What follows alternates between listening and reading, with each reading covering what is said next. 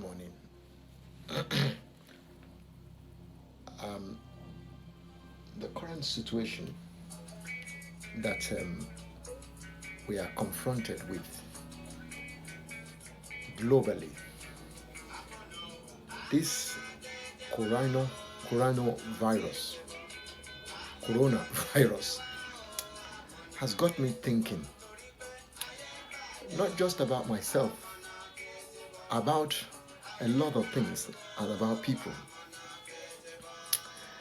The coordinated efforts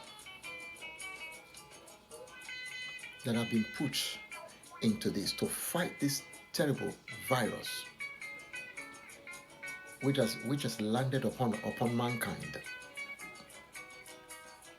globally is commendable. The amount of time, resources, information,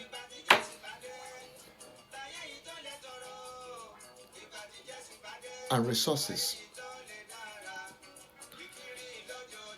And I have to ask myself, why is it that this amount of coordinated effort is going into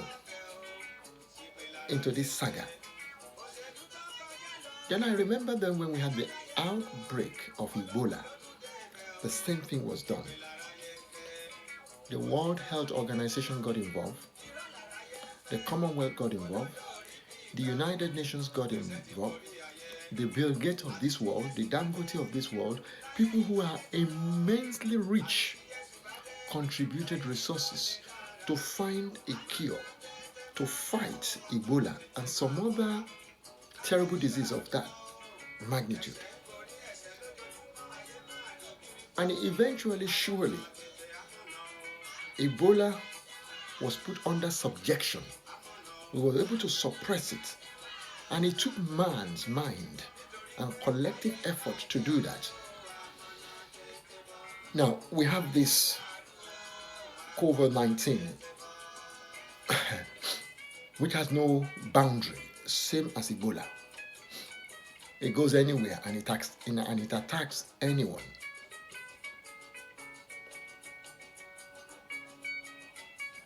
The amount of effort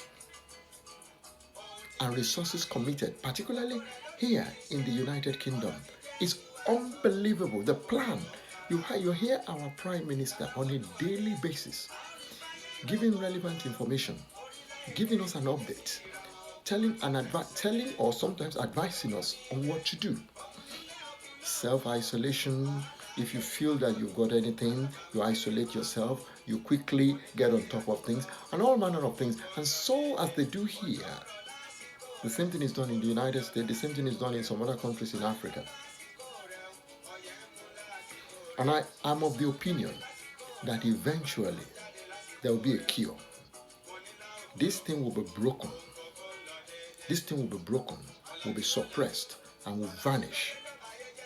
Such is the combined brain, intellectual understanding, the know-how, research, people combined together and will attack this epidemic and bring it under some sort of subjection. And hopefully it will not be able to raise its ugly head again. But that may take some time. Now, if this can be done successfully, and it will be done successfully, what I was thinking about the other day, why is it that when something like this happens, there is a coordinated effort to deal with it, but we cannot? The governmental institutions, those people who are immensely rich, those influential individuals, we cannot tackle and get rid of poverty, because all of this stems from poverty. I'm a conspiracy theorist in my head. I believe that this was manufactured somewhere, but anyway, that's a different matter. Okay, what I believe or what I don't believe is a different thing. But poverty has a class of people that it affects. As a result of that, people do not throw resources to fight poverty. It's sustained, it's maintained. In fact, It is sold, it's given to people to suppress people. But when we have this outbreak like that, like we are having right now, it has no boundary. It has no one, it doesn't select this person or deselect that person, select or deselect. It can just affect anyone. So quickly resources is put into it to bring it under some sort of control. But we can't do that with poverty. We have people globally who are misplaced. We have people sleeping rough. We have family who are broken, who are eaten through by poverty. I am not suggesting that people are not to be blamed for where they find themselves in life. We all have to take stock. But that's not what this is about. If we can bring Ebola under subjection, if we can now put resources together and fight this, whatever, this virus, and eventually we will break it, we'll break the wings. Why can't we do that with poverty? Why can't we do that with the climate? I think we've got to think about this. And after the effect, after this is long gone, the impact, the psychological impact this will have, will be on a greater scale than the First World War and the Second World War that was experienced by the elder people. The psychological effect will be beyond the impact of the Biafra in Africa, in Nigeria. So we got to prepare ourselves. Whilst we are going through this situation, we've got to prepare ourselves after everything is long gone and over. Because some people will lose their livelihood. Family may have been broken up and separated as a result. An element of trust would have been broken. If somebody sneezes and somebody coughs, we start thinking, psychologically, this issue is going to affect all of us. If I suddenly start coughing now, some of you that are watching this will be thinking, oh, maybe this guy has got something. Naturally, before, if I sneeze, if I cough, you just say he's got a flu or something. If I'm in the bus or I'm driving or I'm in a place anywhere and I find somebody cough and I can sense somebody cough continuously, I begin to take a distance away from it. This social distance, this is going to rip people apart. We think technology that we all have has separated us and divided us. This is nothing compared to where we are and what is to come. So what I'm basically saying here, I'm not injecting negativity. How we can form a synergy and see God through this epidemic and try and draw resources together and be each other's friend and keeper. So that after this is long gone, we can wrap our hands around one another and pick ourselves up again. The same amount of energy, the same amount of intellectual ability, the same amount of strength, the same amount of connection, the same amount of who you know that we are using now, we have to bring it to bear thereafter. So we sustain this momentum, that we draw people together. We know what happened. At least history tells us what happened. What happened after the Second World War, particularly in this part of the world, the United Kingdom. A lot of people left this country. Some people were forced to, some people's circumstances took them to another country. And how this country actually got back on his feet, from his knees, got back on his feet. Well, this country opened its door to other countries and invited them in to help to rebuild Britain. Other countries did the same thing. Essentially, laborers were brought from the Commonwealth countries. The door was open. This is the genesis of the Windrush. We probably will have something similar. But I just hope and I pray, particularly Africa, the continent of Africa, our leaders there, that we can use this opportunity, I call it an opportunity, this situation that have fallen upon us, to form an alliance together, unbreakable alliance, to begin to look at our own inner structures, to tackle poverty. You travel to some places within Africa, in some countries within Africa, you will be surprised The level of poverty, the sufferness, the breakdown that you see in communities, how people are living hand to mouth. Some people cannot even afford 3 square meals. Some people have a headache, ordinary headache, they die. How much more this? If this should take root, I'm afraid, in some countries in Africa, God help us. God help us.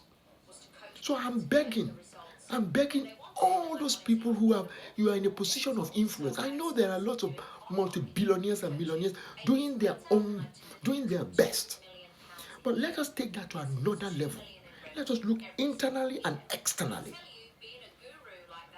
If not, after the dust has settled, we will be left with the psychological impact for generations to come. Just like we make reference to the First World War, to the Second World War, and actually what is happening now in the Middle East, Syria. People are misplaced all over. People cannot live comfortably within their own home, within their own environment. Think about it. Somebody that is traumatized, somebody that is affected. Do you think they're going to have the sense?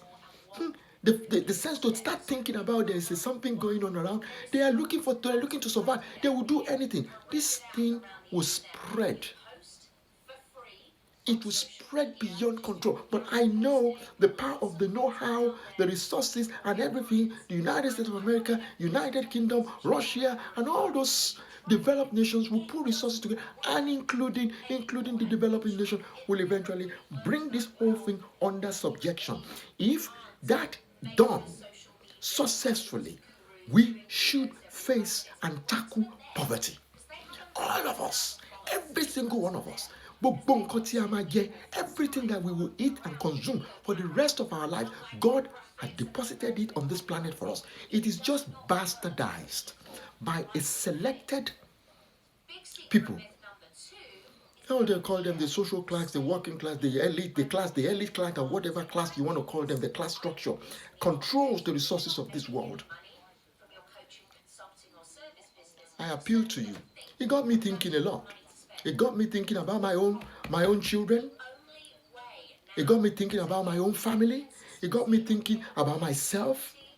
If a little bit of cough or anything happens to me, it gets me thinking. I went out the other day to shop and I entered into the supermarket. I could not believe what I was seeing. The shelves were cleared. Ordinary bread I couldn't find. Sliced bread.